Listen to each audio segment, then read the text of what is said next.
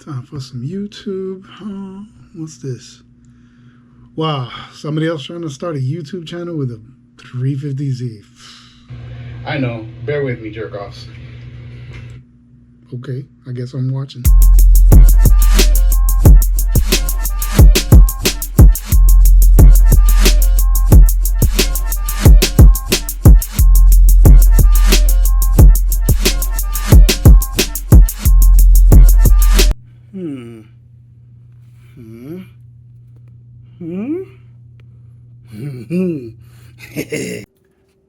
Okay, I'm gonna give you a little pro tip. I hate air quotes. Kind of a pro tip, something that you should try to get all your tools together that you're gonna need. That's probably when I'm gonna tell you what you're gonna need. For the lugs are 21 inches, or you use your crossbar. The kit that I bought came with these little rubber boots on the calipers right there. So I'm gonna say you're gonna need 14s for. Let me get to here so you can see it better. Switch hands. Yeah, 14s. These are 14s. To get the caliper off, it's these big boys. Hands in the way. These are 22s. You're gonna have one there, one up top, one on the bottom. That's so you can take this whole caliper off. And also, I'm gonna recommend that you have something to tie these things down with, or hang them. I usually try to hang them up here on the A-arm or on the spring. Sometimes more on the spring is going to be out of your way when you're working on the actual rotor. Yeah, mines aren't that bad, but since I got the kit, did you guys even see the rotors? Okay, mines aren't that bad, but still, since I got the kit, I might as well just go ahead and change it because I wanted to do all four because they're slotted and rotored. It's going to look cool under the rims. Anyways, better performance. This is pretty much what I want to do, just upgrade. So 22s, 14, 19 from out here.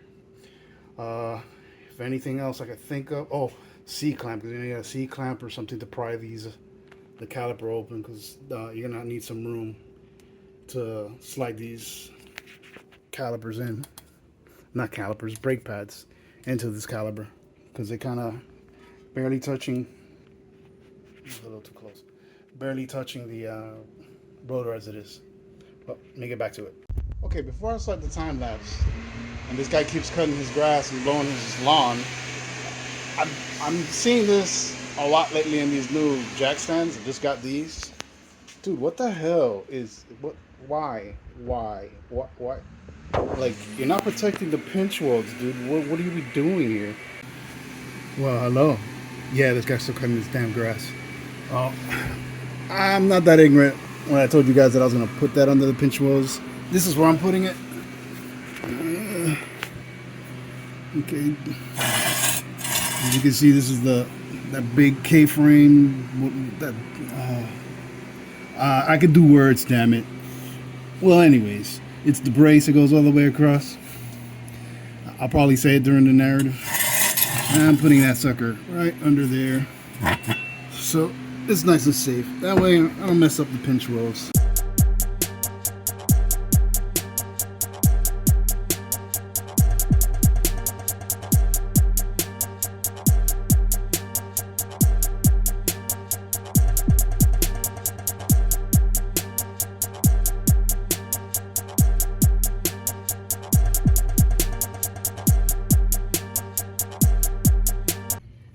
Remember me telling you about keeping your wood tools together? Yeah. If you want to tie it, this is a good spot. And I opted to change my mind. I put it up on this gigantic piece of wood that I have. Just to rest it there. Here's our hub. I'm gonna clean this up because this is filthy. By the way, get some gloves, man. I'm gonna go put some gloves on because this is kind of nasty.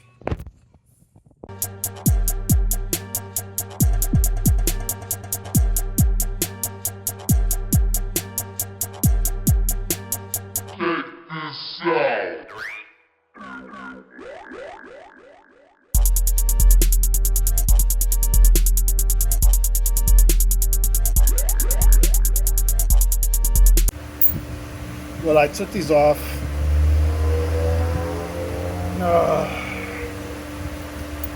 turn off my fan. Well, I took them all the way off, give them a nice clean. They were filthy. Replace these little boots. You'll see, like, when you go to put them on, you get like one edge. Usually I just put a little bit of pressure like right on this edge and then spin it with my finger there, and it pops it right back into place. So I got new little boots. There's a little rubber boot on the end of this one. I'll probably show it to you on the other brake. Right now, this is what it's looking like. I'm going to clean the caliper up, then press that piston in so I can get the pads in there. Little trick, I use the old pad, ceramic facing, or the soft part of the pad facing the piston, and the caliper going, not a caliper, but the C-clamp going all the way through. And then make sure you're not close to the banjo bolt, or the connection where the hose line goes, and just start cranking.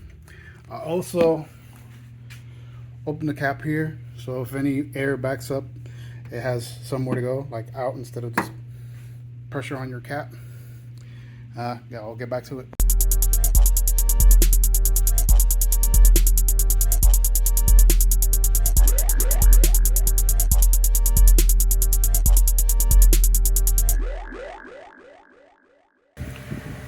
Another little thing you want to make sure you have done right in these, right here where this guide bolts go.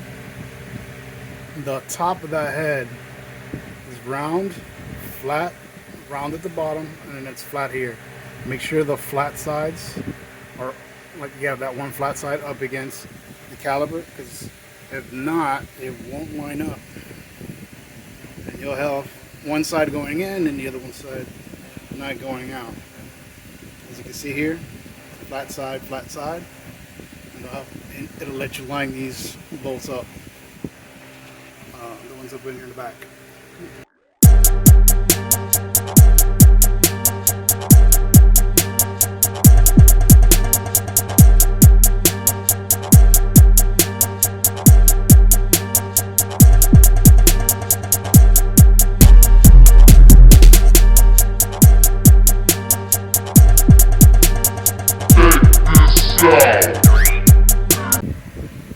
So there goes the front. The other side is going to be the exact same thing. I'm going to tell you, there's these little pins on the brake pads. You can see them here. It's the same thing. On both sides, they go to the top. That's just to let you know. You can see right there, that'll start screeching onto your rotor. When you get to that point, it'll screech bad and you'll know you need your brakes. Just another little tip for the, I don't know, people haven't done this before. Back to it. Next thing we'll be doing is the rears. Just in case somebody asks in the comments, this little thing, if you can see, it's threaded. It's only used like if your rotor happens to get stuck, you'd stick a bolt in here, wrench on it, and actually push onto the hub, and it'll help you pop the rotor out. But this one was good. One thing I do recommend on most bolts, I'll do it on these, any other bolt, like on my control arms, I did it when I changed them out. It's this stuff, it's real nasty. I almost got super close. It's real nasty. If you don't take care of it. Yeah, most people who have ever done any wrenching, called anti-seize, it's the silver stuff. It will get on everything if you're not careful. It's a mess. But like it says, your bolts will never seize. You'll never sit there with some wrench just cranking away, breaking your neck trying to get these things out. It's a good tip. Very careful. Extremely messy if you're not careful.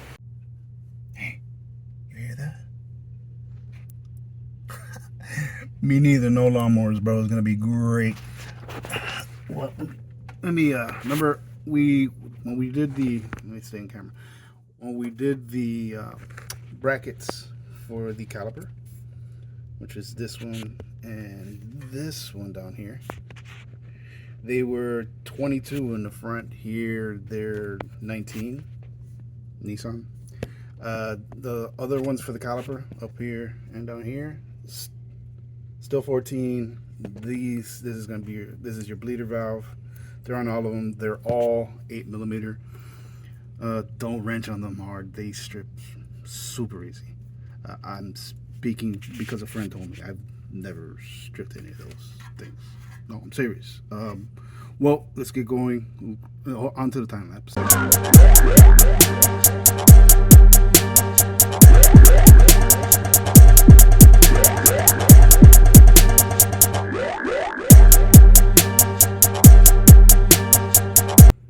Okay, you ever run into a spot or a bolt that's like super tight? It's a quick little trick.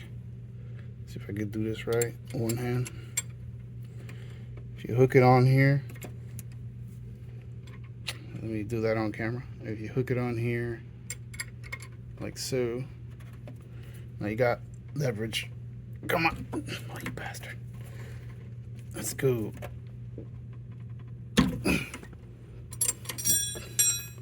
It works, trust me.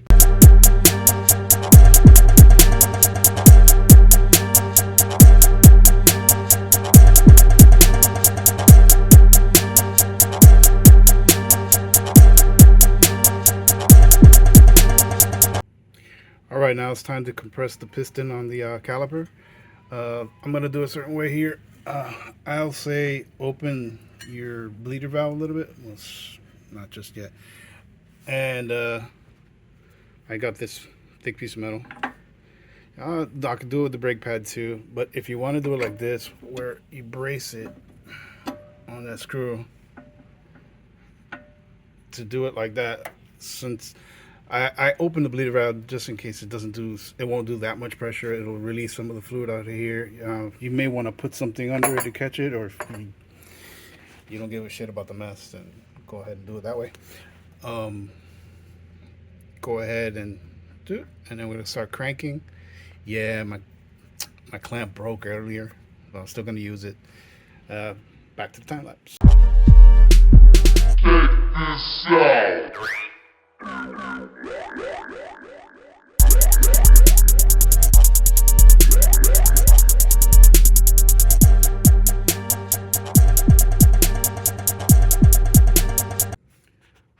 Well, as you can see, we lost some fluid, very little, not too much. You're gonna lose fluid when you're doing brakes, especially when we're gonna do the bleeding procedure. You're gonna have to open it, somebody presses the brake, and you'll see, even if I do it, because it's pretty simple. You're gonna open one at a time, have somebody go and press the brake, and then close it, and then till you see some fluid come out, then you close it. Then you go to the next one, do the same thing, open it, have somebody press the brake for you, hold it down, close the valve again. Real simple. Well, once you take the rotor off, this is your brake shoes for your emergency brake. A while back I kept having an issue where they were getting stuck, so I went ahead and just closed them up, which means you're rolling it that way. So it pulls the brake shoes in. Right now my emergency brake does not engage at all. So to make it engage or move these out, what you're gonna do is turn it towards you. If you kind of get the spring out of the way. See, you turn it towards you. Reason I have the Sharpie is I turned it on the other side. You see how it would be kind of a pain in the ass with the thing on. So I'll tend to do this. I'll mark a line on both sides, like so, and I'll count the turns that I do. I did 3 turns on that side, so now I'm going to do 3 turns on this side, and then once I put the rotor and everything, I'll do some adjustments. Whether I like, that's pretty much to your preference. I mean, do you want your emergency brake to engage right away, like real low? Then you're going to push this out pretty much as far as possible. I do this too because it'll give you a little head start. You're going to do less turning because you're going to have to go into that hole that I showed you on the rotor. If I on the other one, it's this one right here. It's gonna do. You're gonna do it with a screwdriver, and you're gonna be bloom, bloom, bloom, wrenching on it. It's a little bit of a pain in the ass. This will give you a little head start. So I'm gonna get to it.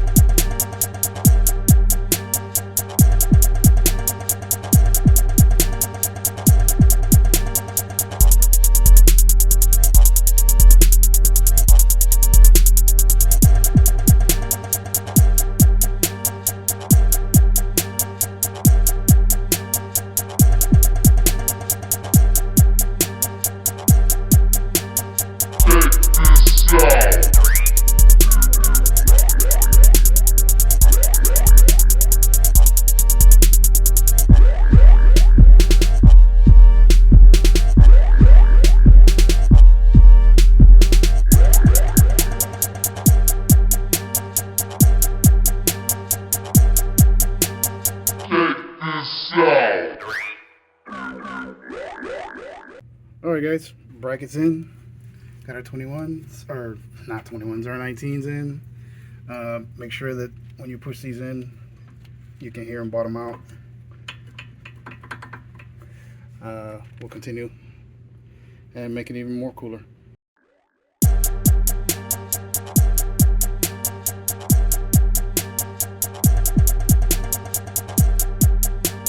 Oh man, it's killing me. I'm gonna apply the brakes.